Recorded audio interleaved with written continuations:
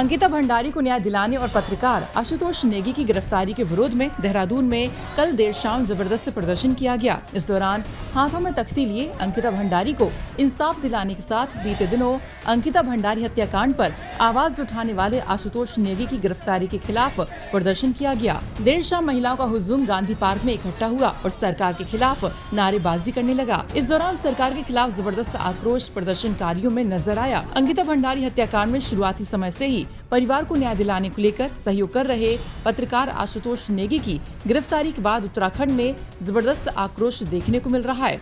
देहरादून के गांधी पार्क में भी भारी संख्या में भीड़ जुटी और पत्रकार आशुतोष नेगी की गिरफ्तारी को लेकर जबरदस्त नारेबाजी भी की गई। प्रदर्शनकारियों ने आरोप लगाया कि पत्रकार आशुतोष नेगी अंकिता भंडारी हत्याकांड में आरोपियों के खिलाफ लगातार कड़ी कार्रवाई की मांग कर रहे हैं, जिसके चलते उन्हें षड्यंत्र के तहत फंसाया गया। आशुतोष नेगी जी की अरेस्टिंग की गई है। लगातार देखा जा रहा था वो अंकिता भंडारी मर्डर केस में एक महत्वपूर्ण भूमिका निभा रहे थे न्याय दिलाने को लेकर। क्या कुछ कहेंगे इसको लेकर? आज आप लोग भी सड़कों पर उतरे?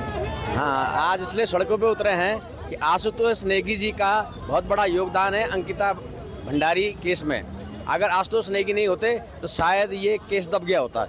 और उन्होंने इसको ज़मीन से लेकर और कोर्ट तक पूरी लड़ाई लड़ी है इसके लिए।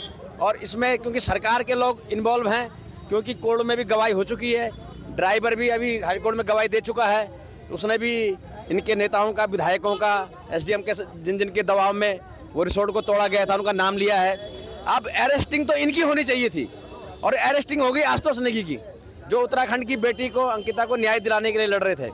और ये बड़ा दुर्भाग्य का विषय है कि इस प्रचंड बहुमत की सरकार है और जिन्होंने इसको ये षड्यंत्र रचा, उस घर से दो राज्य मंत्री हैं इसी सरकार से।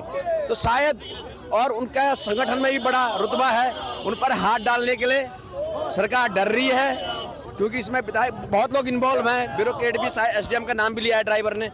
तो ये साजिश के तहत आशुतोष नेगी जी को गिरफ्तार किया गया है, वो भी आचार संहिता लगने से 2-4 दिन पहले। SC/ST एक्ट का भी है। ST/ST एक्ट का मुकदमा है, 2 साल से चल रहा है। मगर मैं ये कह रहा हूँ अगर ST/ST एक्ट का मुकदमा है तो ये कार्रवाई इस टाइम पर क्यों हुई है, ये संदेह उत्पन्न करता है।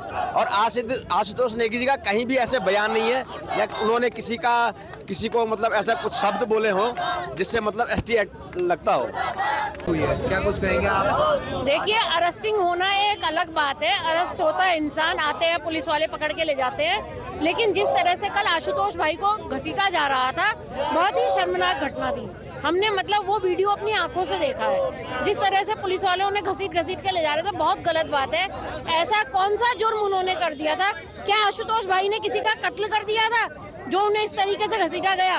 पुलिस की बहुत ही निंदनीय घटना है ये, बहुत ही गलत हरकत है पुलिस वालों की।